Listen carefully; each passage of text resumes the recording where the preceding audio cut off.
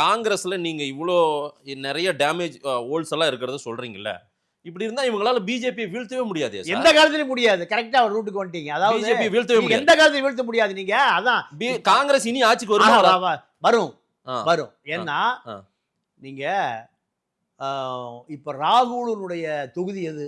வயநாடு. பிரியங்காவுக்கு தொகுதி எது? இல்ல பிரியங்காவுக்கு தான் இப்ப வயநாடு. இல்ல முதல்ல எங்க ஜெயிச்சாரு? வயநாட்டுல ஜெயிச்சாரு. ஏன் இந்தியாவுல ஹிந்தி பேசுகிற ரேபர்லி என்ன ஆச்சு?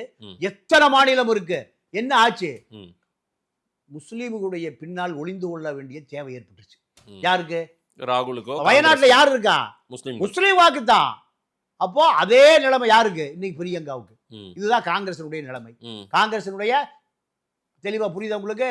அதை விட இன்னொரு விஷயம் சொல்றேன். ராஜீவ் மரணம் அடைந்த பிறகு சோனியா தான் பிரதமராக இருக்கணும். சோனியாவின் ஆதரவு பெற்றவர் தான் பிரதமராக இருக்கணும். ஆமா. யார் பிரதமர் ஆனா? நரசிம்மராவ் மூட்டை முடிச்செல்லாம் கட்டிட்டு நீங்க எங்க வந்துட்டாரு?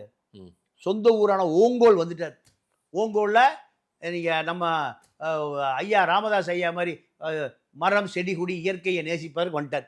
வயசாகி போச்சு. நரசிம்மராவ் மூட்டை முடிச்சுட்டு வந்துட்டார். ஆனால் ராஜீவ் இறந்த பிறகு நாடாளுமன்ற குழு நரசிம்மராவை தேர்ந்தெடுக்கவே இல்லை. ஏன்னா நரசிம்மராவ் மரணம் கூட எப்படி நடந்ததுன்னு தெரியல.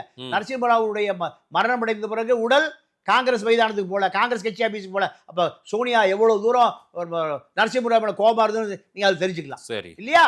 அப்போ நரசிம்மராவ் பிரதமர். யாரு அப்போ ஜனாதிபதி? ஆர் வெங்கட்ராமன், பட்டுக்கோட்டை ஐயர்.